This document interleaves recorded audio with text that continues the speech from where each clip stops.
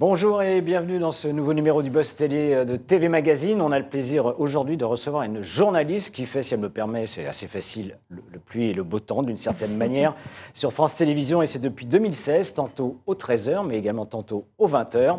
Spécialisée dans le climat, elle s'intéresse aussi de près aux préoccupations du moment. D'ailleurs, elle avait déjà signé un premier livre dont on parlera tout à l'heure. Elle s'intéresse évidemment au dérèglement climatique, à la crise énergétique qui nous concerne tous en ce moment, et on va y revenir au cours de cet entretien. Chloé Nabédian, bonjour. Bonjour. Bienvenue dans le Buzz Télé. Alors, vous publiez, c'est votre deuxième livre, Les grands mystères de la nature, aux éditions du Rocher. Vous analysez des phénomènes naturels, on va dire, extraordinaires d'une certaine manière, que la science n'arrive pas forcément à expliquer. Alors, on peut citer quelques exemples, les pierres vivantes de la vallée de la mort, jusqu'aux volcans qui crachent de la boue et pas du feu. Également les séquoias albinos. Alors, je n'ai jamais entendu parler. Qu'est-ce qui vous a le plus frappé dans vos recherches et sur ces phénomènes, d'une certaine manière, auxquels on n'est pas du tout habitué? Alors moi, je pensais que c'était vraiment les pierres vivantes de la vallée de la mort qu'allait avoir mon numéro 1 dans mon cœur pour toujours. Et en fait, avec mes recherches, ce sont les séquoias albinos, justement, qui m'ont extrêmement touchée, plu, parce que ça résonne beaucoup avec ce qu'on vit aujourd'hui. Il faut savoir que les séquoias albinos, on pensait pendant très longtemps que c'était des parasites par rapport à leurs congénères verts, parce qu'ils n'avaient pas, du coup, l'alimentation nécessaire pour pouvoir survivre. Donc, par le réseau de racines des arbres, les vers leur donner à manger quelque part. Et en fait, on s'est rendu compte avec les dernières recherches que les séquoias blancs, s'ils existent, c'est parce qu'ils arrivent à absorber tous les métaux lourds présents dans le sol dû à la pollution de l'homme, et qu'en fait, ils protègent leurs congénères verts. Et donc, c'est une formidable adaptation à la pollution en cours, au changement climatique, et surtout pour permettre à cette espèce de survivre. Et que l'on trouve où, si on veut les voir un jour? En Californie, mais j'en ai vu aussi en région parisienne. Donc ça commence un petit peu. D'ailleurs, c'est un signal qu'il faut surveiller, puisque l'invasion du séquoia nous menace donc. S'il y a des branches blanches qui commencent à apparaître, c'est que le sol peut être très pollué. Quel a été le déclic pour écrire, qui vous a donné l'envie d'écrire ce livre qui est plutôt inhabituel, on peut dire? Oui, c'est un bébé que je porte déjà depuis 5 ans. C'est un projet vraiment que je réfléchis depuis très longtemps. Je voulais vraiment revenir sur l'essence même en fait, de ce qui, moi, m'a plu quand j'étais petite sur la science. Mais en fait, ce n'est pas tant la science, c'est les phénomènes incroyables, exceptionnels qui nous fascinent. On a toujours l'impression d'avoir peut-être un côté mystique sur certains phénomènes. C'est pour ça que je retrace beaucoup les contes et les légendes qui entourent chaque récit, parce que c'est ça en fait qui nous touche en premier. Et après, eh bien, la science évolue. Les chercheurs parfois prennent des décennies avant d'arriver à trouver une explication rationnelle quelque part sur ce qui se passe. Et ça a été tout l'objet de ce livre. Alors, vous êtes fasciné par des choses extraordinaires de manière générale. Votre prochaine interrogation, elle portera sur quoi? S'il y a un troisième livre. C'était le premier livre, il faut le rappeler, c'était La météo devient-elle folle? Oui. Ouais. Alors, le troisième, il y a un autre projet aussi que je nourris déjà depuis quelques années, mais ça n'a rien à voir, c'est sur les éléphants. J'ai une vraie passion pour les éléphants et j'ai découvert notamment qu'ils étaient essentiels justement au changement climatique, parce que surtout les éléphants d'Afrique permettent par le fait qu'ils mangent tous les petits arbustes, de permettre aux grands arbres de se développer et donc d'absorber un maximum de CO2. Et j'ai commencé à imaginer et à rencontrer certaines personnes sur ces récits autour des éléphants, que ce soit en Afrique, en Thaïlande. Et donc probablement d'ici 2-3 ans quand même, oui. Je vais me laisser le temps, mais ça sera peut-être le prochain. Rendez-vous dans 3 ans donc pour parler des éléphants. D'ici là, on va quand même faire les news médias du jour, les infos médias du jour, et c'est avec Sarah Lecoeur.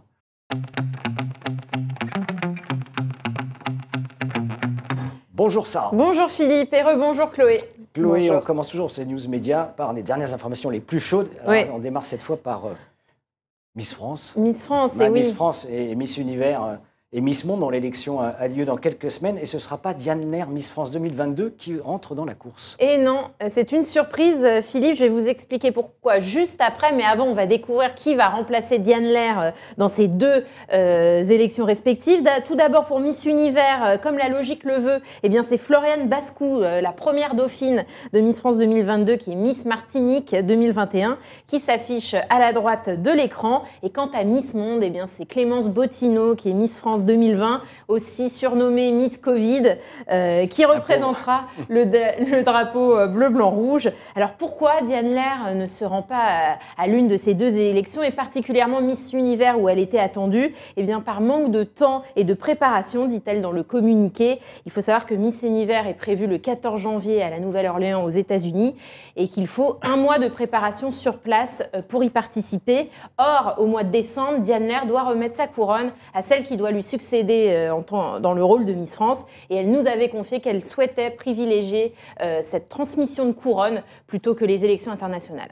Les concours de beauté, Chloé, vous en pensez quoi? C'est moderne, c'est ringard, ou c'est un plaisir coupable finalement comme nous tous en fin d'année? Moi, je regarde Miss France. Chaque année, c'est un moment que j'attends, même pas avec impatience, mais je trouve que ça fait rêver. La femme aujourd'hui a le droit de faire exactement ce qu'elle veut, comme elle le souhaite.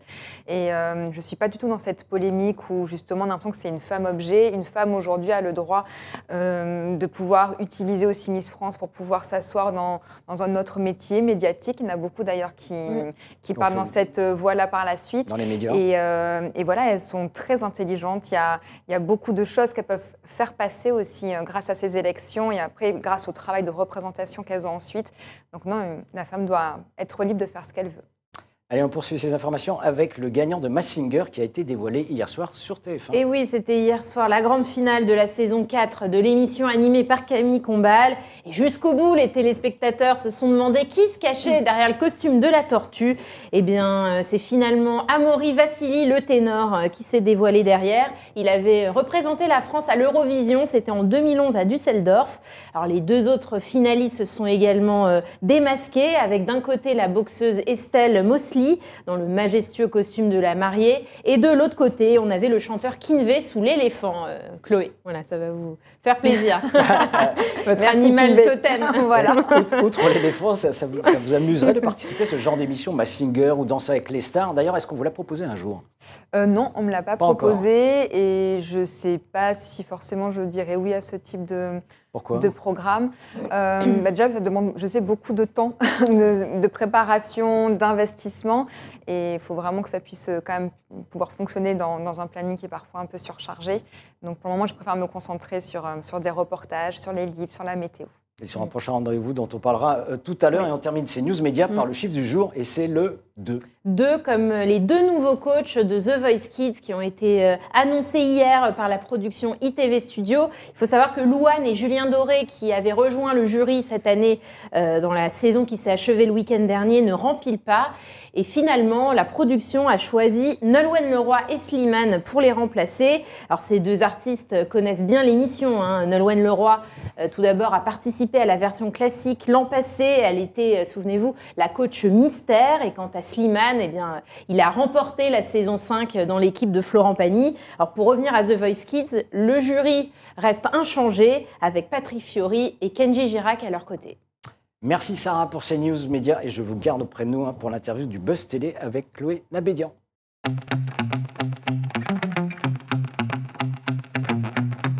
Dans toutes les bonnes librairies, donc les éditions du Rocher, les grands mystères de la nature, où vous revenez sur ces bizarreries, on va dire, que sont les phénomènes naturels. Pourquoi on parle de phénomènes naturels et d'une certaine manière, comment on les explique ? Alors, ces phénomènes naturels, c'est quelque part pas une création de la nature, mais presque en fait. C'est des phénomènes un peu exceptionnels qui arrivent, qui surviennent et qui nous posent question. Donc, c'est vrai qu'on a ces pierres vivantes dans la vallée de la mort qui bougent toutes seules et sans intervention ni humaine ni animale. Donc, il y a eu beaucoup de légendes, notamment liées aux extraterrestres dans la région. Le fantasme était très fort et c'est vrai que pendant 100 ans, on n'a pas réussi à comprendre comment c'était possible. Et ce que j'ai trouvé beau dans cette histoire, c'est que ce sont les petits-enfants qui ont découvert finalement ce phénomène avec leur père qui était déjà dans le domaine un peu scientifique, qui leur a fait découvrir finalement ces pierres, qui 70 ans plus tard sont devenus eux-mêmes chercheurs et ont réussi à résoudre finalement l'énigme de ce mystère qui est finalement bien plus facile que ce qu'on pouvait imaginer. Qui est c'est pas les extraterrestres donc? C'est pas les extraterrestres, c'est météorologique. Beaucoup, mais je vous laisse lire le livre quand même pour avoir la solution finale. On va pas spoiler tout le livre. Oui, on voulait vous parler, Chloé, de l'été dernier qui a été marqué par des incendies, de terribles incendies en France, notamment dans les Landes. Face à l'urgence préoccupante des feux de forêt qui sont de plus en plus importants, on le voit chaque année, quelles solutions on peut apporter, selon vous? Face aux incendies aujourd'hui? Ouais. C'est compliqué comme question parce que aujourd'hui on est dans une situation telle où il faut surtout permettre aux villes, aux agglomérations d'avoir les moyens de se prémunir face à ces incendies, mais aussi d'avoir une équipe qui puisse intervenir. Et notamment, je pense aux pompiers qui font un travail incroyable. Et on a pu voir qu'ils n'étaient pas forcément assez nombreux. On a dû faire appel à la coopération européenne pour pouvoir les aider.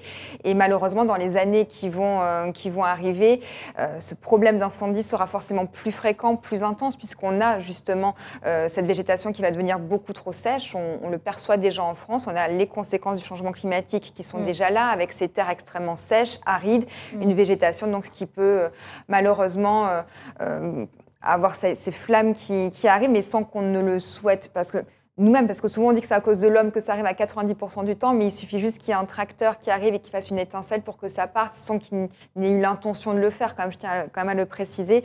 Et donc aujourd'hui, il va falloir vraiment, peut-être qu'on mette les moyens nécessaires pour que les pompiers puissent faire vraiment leur travail. Il y a un petit tuyau dans cette crise climatique, vous qui observez la météo jour et nuit, où est-ce qu'il faudrait que je m'installe demain en France pour éviter d'être en surchauffe et assoiffé toute la journée? Il faut aller de plus en plus au nord, ça c'est sûr. Et encore, on a vu cet été que même la Bretagne n'est pas à l'abri avec ses 40 degrés, même la Normandie n'est pas à l'abri, puisqu'on a eu des vigilances rouges également là-bas, je me souviens, il y a 2 ans. Donc en fait, aujourd'hui, on n'est pas forcément à l'abri dans aucune région. Mais on a les moyens de s'adapter. Il y a des solutions qui existent pour pouvoir justement nous supporter ces changements qui sont en cours. Et c'est ça, en fait, aujourd'hui qu'il faudrait mettre en place. Un mot aussi sur la crise énergétique qui agite un peu la rentrée politique et encore en ce moment avec la crise des raffineries. Le gouvernement va nous inciter à mettre le chauffage à 19 degrés ou porter des cols roulés, comme le ministre de l'économie et des Finances. Est-ce qu'on n'est pas en train de nous infantiliser d'une certaine manière? C'est une bonne question, mais en même temps, on ne nous infantilise pas si en fait, à la fin, c'est pour couper le courant et qu'on ne puisse plus du tout se chauffer. Donc il y a plus une prise de conscience qu'il faut agir collectivement. Je pense que c'est le fait d'être collectif là, qui est très important et de ne pas se recentrer sur nos besoins personnels. Et je pense que c'est ça, en fait, l'accent qui est mis en place aujourd'hui et même toutes les actions que l'on va accompagner, puisqu'on va effectivement accompagner les téléspectateurs via l'alerte Ecowatt dans nos journaux météo. Mais si on le fait, c'est surtout pour leur donner des solutions en fait, assez rapides à mettre en place, pour leur dire aussi, vous n'êtes pas seuls, on va tous être dans le même bateau, on aura tous froid à 19 degrés parce que je trouve ça quand même assez frais aussi. Mais la réalité, c'est qu'à l'échelle nationale, ça nous permettrait d'économiser 1,6 gigawatts et que c'est quand même l'énergie de toute une agglomération. Donc, des petits gestes individuels vont pouvoir faire en fait un grand geste collectif. Ouais, on va en reparler de cette météo Ecowatt, mais juste avant, est-ce que vous, à titre personnel, vous avez déjà mis le chauffage et est-ce qu'à France Télévisions, on l'a mis aussi? Alors moi, je ne l'ai pas mis chez moi. Justement, on a cette chance-là que les températures soient un petit peu douces en ce moment, région donc parisienne. On peut encore en profiter. C'est même le cas dans le sud, ils ont même des températures limite estivales. Donc là, la situation quand même ne le nécessite pas. Et d'ailleurs, à France Télévisions, on ne l'a pas encore. Et Ecowatt dont on parle, donc ça a démarré hier. Oui. Concrètement, comment ça marche? Que les téléspectateurs comprennent en effet d'où vient cette information. Alors, cette information vient de la RTE, donc, qui analyse le niveau d'électricité disponible en France en temps réel. Et finalement, l'alerte Ecowatt, alors, ce sera affiché en temps réel sur l'antenne quand le rouge ou le orange sera lancé. Quand il y a des dépassements. Quand il y a des dépassements et que ça commence déjà à saturation. Et nous, dans la météo, en revanche, on va en parler tous les jours sur France 2 avant le journal de 20h et sur France 3 à 21h. Télématin aussi en parle quotidiennement. Et nous, on en parle que ce soit vert, orange ou rouge. On va vraiment les accompagner, faire de la pédagogie sur ce sujet. Et dès qu'il y a une alerte qui est lancée, qu'elle soit orange ou rouge d'ailleurs, et bien là, on donnera des gestes à appliquer. Qu'est-ce qu'il faut faire, quand on voit orange ou rouge sur votre carte? Qu'est-ce qu'on doit faire? On doit tout couper dans la maison? Acheter un col roulé? Déjà, acheter beaucoup de cols roulés pour cet hiver, ça c'est sûr. Mais oui, après, ça sera des gestes qu'on pourra faire à notre niveau, mais selon des créneaux horaires bien définis. C'est vraiment entre 8h et 13h et 18h et 20h où il faut faire attention. Donc peut-être charger son téléphone à partir de 21h, peut-être essayer effectivement de cuisiner ses plats effectivement aussi à partir de 20h. Donc voilà, peut-être préparer des plats même en avance pour le reste de la semaine pour éviter vous y êtes que ça vous-même consomme déjà trop. préparé?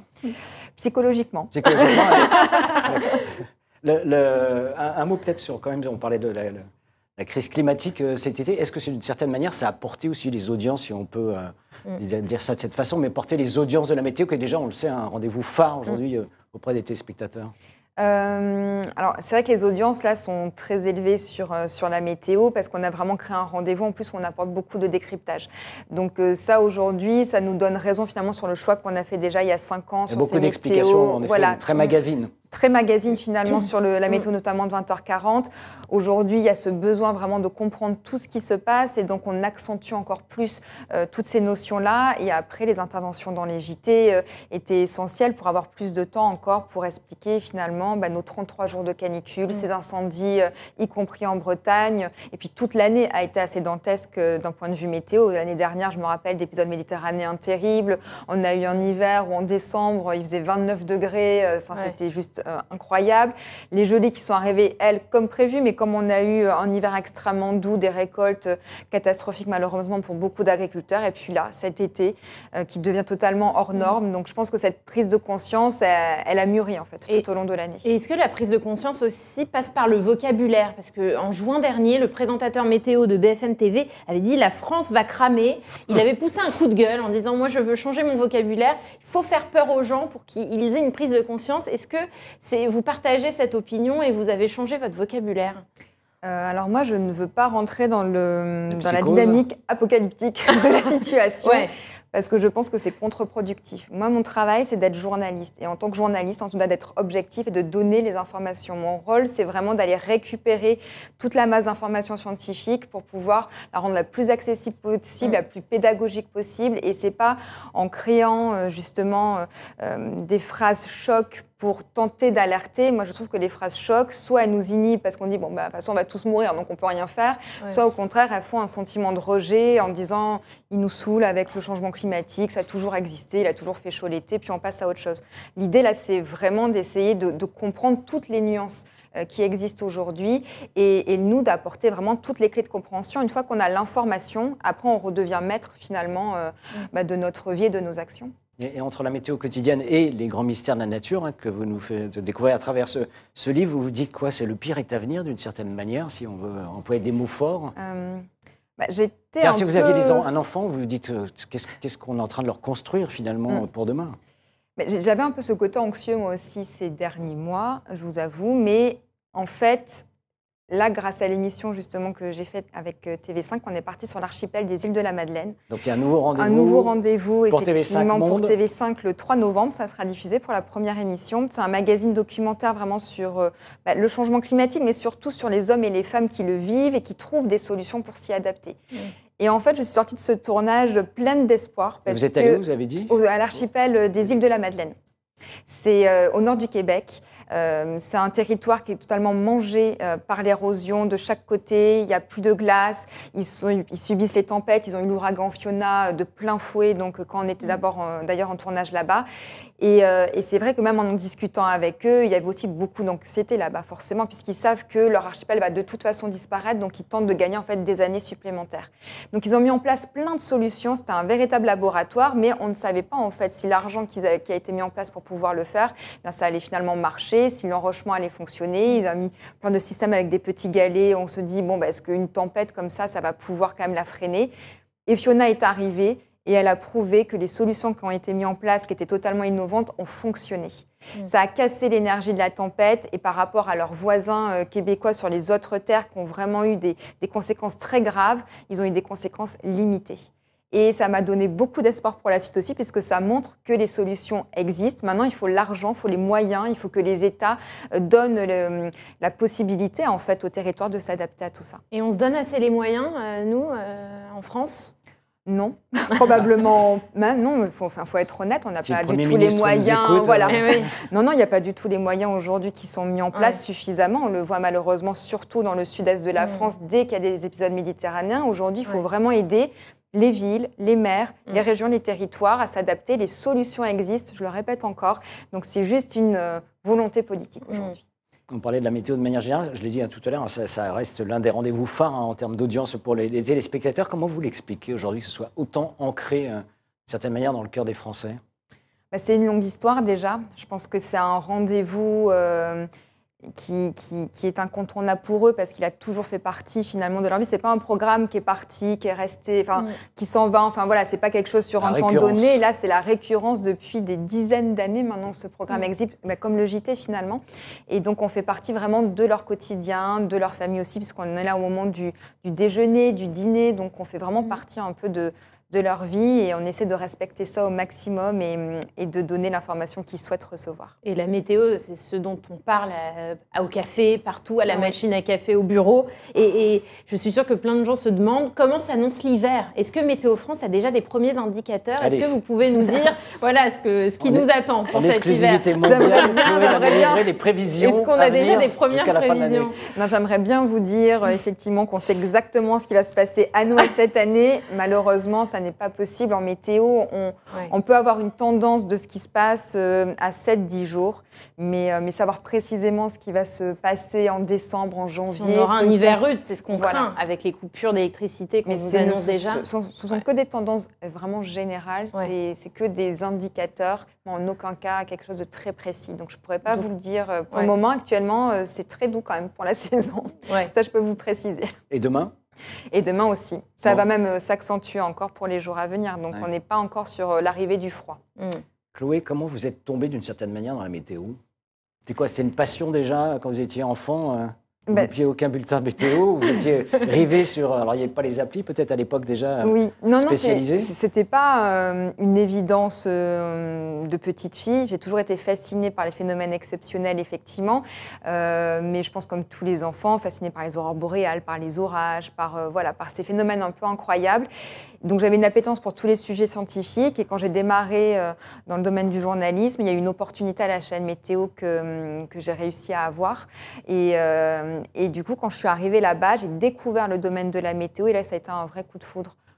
Pour ce domaine-là, je me suis rendu compte, comme vous l'avez très bien dit avant, que ça concernait tout le monde en parle, ça concerne toutes les activités liées à la santé, ça concerne aussi les voyages, les activités à faire avec les enfants, ça peut concerner aussi l'économique et météo sensible. Enfin, le domaine est extrêmement large et une fois qu'on rentre dedans, c'est très difficile après de s'en défaire. De s'en défaire. C'est une vraie drogue. Et cette passion pourrait vous inciter à vous engager en politique, pourquoi pas, ou en tout cas faire éveiller les consciences, un peu comme peut le faire Hugo Clément dans les médias.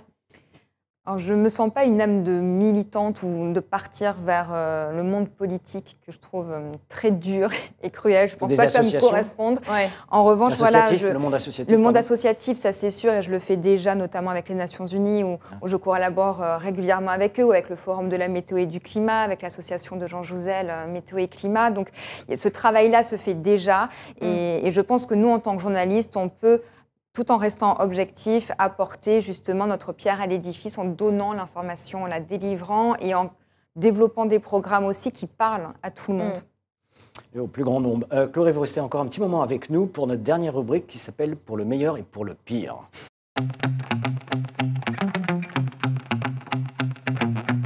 Bon, le pire, on l'a déjà fait, c'est un peu le climat dont on parle depuis le début de ce rendez-vous. C'est au meilleur maintenant. Alors, une série de questions, vous devez répondre avec la plus grande sincérité, comme vous l'avez fait jusqu'ici avec nous. La télé, c'est pas toujours facile. Votre plus grand moment de solitude en plateau, est-ce qu'il y en a eu un d'un seul coup, rien ne marche, patatras. Tout s'effondre. C'était pas un moment de solitude parce que c'était à la fois un grand moment pour moi, mais où je me suis sentie vraiment perdue, c'était quand j'ai fait Vivement la télé avec Michel Drucker, quand je suis arrivée à France 2. J'avais que 3 ans d'expérience derrière moi. J'arrivais à France 2, Michel Drucker qui m'invite, déjà, j'ai pas compris ce qui se passait. Voilà. Et en fait, quand la porte s'ouvre, comme ce que je voyais quand j'étais petite, dans Vivement Dimanche, justement, là, j'ai eu une montée d'émotions très forte. J'ai commencé à avoir les larmes aux yeux. Je me suis dit, je ne tiendrai jamais à une seule question de toute l'interview et mon cerveau s'est scindé en deux, c'est-à-dire que j'avais l'impression que ma dyslexie était revenue, que j'avais mélangé toutes les phrases, les mots et je répondais à ces questions juste avec le sourire coincé tout en haut du visage et mon cerveau parlait mais je ne maîtrisais plus rien. Et j'ai fini en larmes après cette émission. Il y avait Nathalie Riouet qui était là, je m'en souviens, avec Valérie Maurice. Et j'ai dit, mais j'ai raconté n'importe quoi, j'ai mélangé les verbes, les compléments, les sujets. Et en fait, mon cerveau avait bien, voilà. Mais mon cerveau avait bien fonctionné, les phrases étaient correctes. Mais j'étais en état de sidération, je crois. C'était très étonnant. Qu'est-ce qui peut vous mettre en colère dans la vie ? L'injustice, c'est vraiment la seule chose que j'ai du mal encore aujourd'hui à maîtriser. Dès que je vois des choses avec beaucoup d'injustice, j'ai encore du mal à me raisonner par rapport à ça. Vous avez parlé des phénomènes extraordinaires, les mystères de la nature, mais qu'est-ce qui vous émeut le plus finalement ? Alors c'est vrai que forcément lorsque enfin, je vais du coup me lier par rapport à mon domaine un peu, mais quand je reçois souvent des personnes sur le plateau de la météo et que je reçois notamment des enfants, quand je vois leur regard, leurs yeux émerveillés, ça me touche énormément parce qu'on a l'impression qu'on leur ouvre la porte en fait d'un domaine où avec plein d'étoiles dans leurs yeux encore, du rêve, et ça me remplit de joie à chaque fois que je peux donner cette opportunité-là. Quelle est la lettre de fan la plus folle que vous ayez reçue depuis vos débuts ? Les lettres les plus folles sont souvent celles voilà, où on a des très grandes déclarations, avec notamment quelqu'un, je me souviens, qui utilisait toutes mes photos, qui trouvait des captures écran. Des déclarations d'amour des déclarations, mais pas forcément d'amour, mais de très belles déclarations poétiques. Et puis, il faisait des puzzles après avec mes photos. Donc, je voyais, il faisait dans sa chambre, il y avait des puzzles avec toutes mes photos d'antenne. Donc, il les avait créés. Ça, j'ai trouvé ça assez dingue quand même de créer ce puzzle. Et vous l'avez rencontré ? Non. Non. Il habite trop loin, Ah, c'est dit. Bon, ce sera pour une prochaine fois peut-être, que je ne connais pas. Dernière question, est-ce que vous avez un modèle ? Il y a quelqu'un qui vous a inspiré un modèle dans votre métier ? Ah oui, ça c'est assez facile, c'est Michel Chevalier. D'accord. C'est sans aucune hésitation. En plus, j'ai eu la chance de collaborer avec lui quand j'étais à iTélé. Je buvais vraiment son travail, sa façon de rendre pédagogique justement la science, de raconter vraiment des histoires. Je pense qu'il le fait tellement bien et mieux que personne. Et j'espère un jour pouvoir arriver au moins au bas de son niveau. Ce serait déjà incroyable. Et la qualité que vous avez retenue de lui principale ? C'est vraiment sa capacité à nous transporter et à raconter les histoires. Parce qu'en fait, vous plongez, vous écoutez, c'est hyper simple, vous avez l'impression de tout comprendre et d'être du coup super intelligent après, alors que c'est pourtant des choses très simples qu'il a utilisées, mais il arrive à vous faire passer les émotions et les explications avec une simplicité incroyable. Ça, c'est très, très difficile de le faire. Chloé Nabédian, merci d'être venue. Je rappelle le titre de votre livre, Les grands mystères de la nature, aux éditions du Rocher. C'est drôle d'ailleurs comme oui. C'est vrai, on était fait pour se rencontrer. Je ne m'étais pas fait la réflexion avant. Mais, moi non plus, donc, mais c'est comme on dit, juste. dans toutes les bonnes librairies, pardon. Oui, on peut signaler aussi qu'on fait gagner le livre sur notre page Instagram. Donc rendez-vous pour gagner 3 exemplaires du livre de Chloé Nabédian. Et votre métier n'est pas non plus écrivain, donc je rappelle, on vous retrouve surtout sur France Télévisions, France 2, pour la météo, que ce soit à l'heure du déjeuner ou au grand rendez-vous du 20h. Quant à nous, évidemment, on se retrouve demain, Sarah, avec nouvel invité. Un nouvel invité, un animateur télé et radio. On le voit surtout dans la matinale de Fun Radio. Il anime également des jeux sur France 2. Il a succédé notamment à Tex dans Les Amours. C'était il y a quelques mois avant que l'émission ne s'arrête. Il s'agit de Bruno Guillon qui sera à votre place, Chloé. Merci encore, Chloé. Les grands mystères de la nature dans toutes les bonnes librairies, je le répète. Et donc, et comme on dit, bon vent en météo, non ? Merci, bon vent.